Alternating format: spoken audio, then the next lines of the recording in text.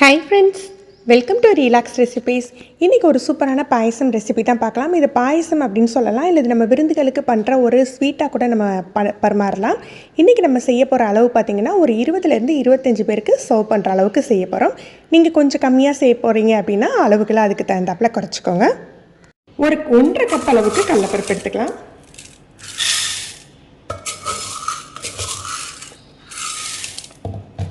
இதை கழுவிட்டு ஒரு அரை மணி நேரம் ஊற வச்சுட்டு அதுக்கப்புறம் நம்ம வேக வச்சு எடுத்துக்க போகிறோம்.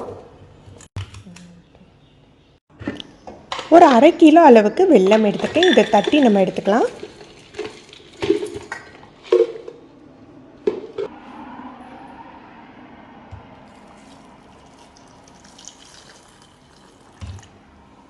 கடலைப்பருப்போட ஜவ்வரிசியும் சேர்க்க போகிறதுனால வெல்லம் கொஞ்சம் ஜாஸ்தியாக தான் தேவைப்படும். கிட்டத்தட்ட ஒரு 1/2 கிலோ அளவுக்கு வெல்லம் எடுத்துருக்கேன். நம்ம இனிப்பு பார்த்துட்டு சேர்த்துக்கலாம். இதை நல்லா ஹாட் வாட்டர் விட்டு கரைச்சி எடுத்துக்கணும். அடுப்பில் வச்சு காய்ச்சி கூட எடுத்துக்கலாம். பதம் எதுவுமே தேவையில்லை. நல்லா கரைச்சி வடிகட்டி எடுத்து வச்சுக்கலாம். நான் 1 கப் நிறைய ஜவ்வரிசி எடுத்திருக்கேன். நம்ம ஜவ்வரிசி நம்ம ஈக்குவலாக கூட போடலாம். கடலைப்பருப்பு 1.5 கப்னா ஜவ்வரிசி 1.5 கப் கூட போட்டுக்கலாம். முதல்ல இதை நல்லா வறுத்துக்கலாம். நீங்கள் மாவு ஜவ்வரிசி வாங்கியிருந்தீங்கன்னா வறுக்க வேண்டிய அவசியமே இல்லை. நைலான் ஜவ்வரிசி அப்படின்னா ஒரு 2 நிமிஷம் நல்லா வறுத்துக்கோங்க.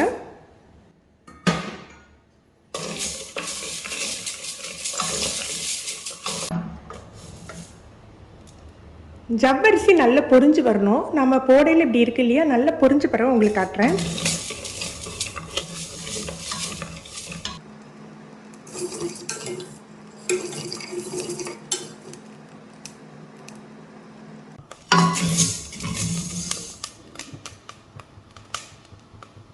இந்த மாதிரி நல்லா பொரிஞ்சு வந்துடணும். ஜவ்வரிசி வறுத்துட்டு கொஞ்சம் ஆற வச்ச பிறகு தண்ணி சேர்த்து ஒரு 10 நிமிஷம் ஊற வச்சுருக்கேன். ஜவ்வரிசி சூடாக இருக்கையில் நம்ம தண்ணி சேர்த்தா ரொம்ப பொங்கி வந்துடும். கொஞ்சம் ஆறுனாக்கில் தண்ணி சேர்த்து ஊற வச்சுக்கலாம். இதில் நம்ம ஊற வச்ச கடலைப்பருப்பை தண்ணியை வடிச்சிட்டு சேர்த்துக்கலாம். இதை மிக்ஸ் பண்ணி விட்டுட்டு ஒரு 2லேருந்து 3 கப் அந்த கடலைப்பருப்பும் ஜவ்வரிசியும் வெந்து வர்ற அளவுக்கு நம்ம தண்ணி சேர்த்துக்க போகிறோம். இதை மிதமான தீயில ஒரு 4 விசில் வேக வச்சு எடுத்துக்கலாம்.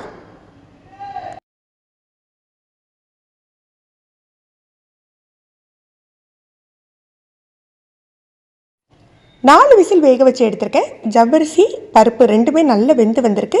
பருப்பு பதம் பார்த்திங்கன்னா நமக்கு சாம்பாருக்கு போடுற மாதிரி ரொம்ப கூழ் மாதிரி வேணும்னு அவசியம் இல்லை.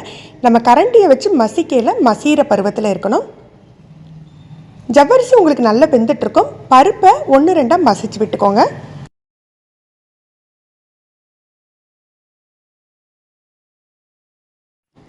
இதில் நம்ம கரைச்சி வச்சுருக்கோம் இல்லையா, அந்த வெள்ளை கரைசலை சேர்த்துக்கலாம். வெள்ளம் கரைக்கையில் பார்த்திங்கன்னா நிறைய தண்ணி சேர்த்துட்டு கரைக்காதீங்க. அப்படி கரைச்சிங்கன்னா நம்ம இதுக்கப்புறம் தேங்காய் பாலெல்லாம் சேர்ப்போம், ரொம்ப நீத்து போயிடும்.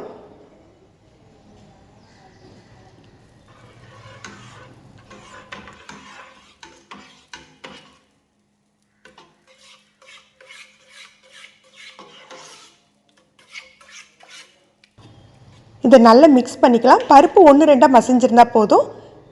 இதில் ஒரு டேஸ்ட்டை தூக்கி கொடுக்கறதுக்காக ஒரு 1/4 டீஸ்பூன் அளவுக்கு உப்பு சேர்த்துக்கிறேன். இந்த அளவு பருப்பு ஜவ்வரிசிக்கு நான் ஒரு அரை முறி அளவுக்கு தேங்காவை பால் எடுத்து வச்சுருக்கேன். முதல் பாலை தனியாக எடுத்து வச்சுட்டு 2வது பாலை முதல்ல சேர்த்துக்கலாம். வெல்லம் இந்த 2வது பால், இதோட கொஞ்சமாக ஏலக்காய் சேர்த்துக்கணும். நான் ஒரு 4 ஏலக்காய் மட்டும் தட்டி சேர்த்துக்க போகிறேன். அப்புறமா கடைசியாக கொஞ்சம் ஏலக்காய் பொடியும் சேர்த்துக்க போகிறேன். இதெல்லாம் சேர்த்து ஒரு 8லேருந்து 10 நிமிஷம் வரைக்கும் லோ ஃப்ளேமில் நல்லா கொதித்து வரணும். ஜவ்வரிசி நம்ம சேர்த்துருக்கிறதுனால நல்லா அடியோடு கிளறிட்டு அதுக்கப்புறம் நம்ம கொதிக்க விடலாம்.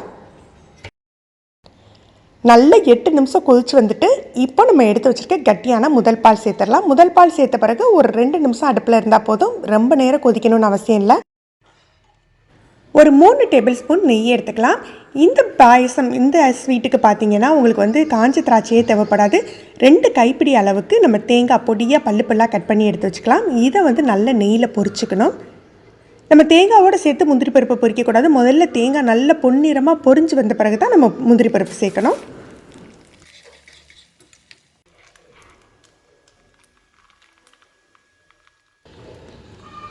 இப்போ கொஞ்சம் முந்திரி பருப்பு உடச்சி சேர்த்துக்கலாம். இதுக்கு முழுசாக சேர்க்கறத விட இந்த மாதிரி உடச்சி சேர்த்துக்கிட்டிங்கன்னா ரொம்ப நல்லாயிருக்கும். இது நல்ல கோல்டன் கலராக ஆன பிறகு நம்ம அந்த பாயசத்தில் சேர்த்துடலாம். ஃப்ரெண்ட்ஸ், நீங்களும் இந்த ரெசிபி ட்ரை பண்ணி பாருங்கள். நீங்கள் ஃபஸ்ட் டைம் ரிலாக்ஸ் ரெசிபிஸ் பார்க்குறீங்கன்னா மறக்காமல் சப்ஸ்கிரைப் பண்ணிக்கோங்க.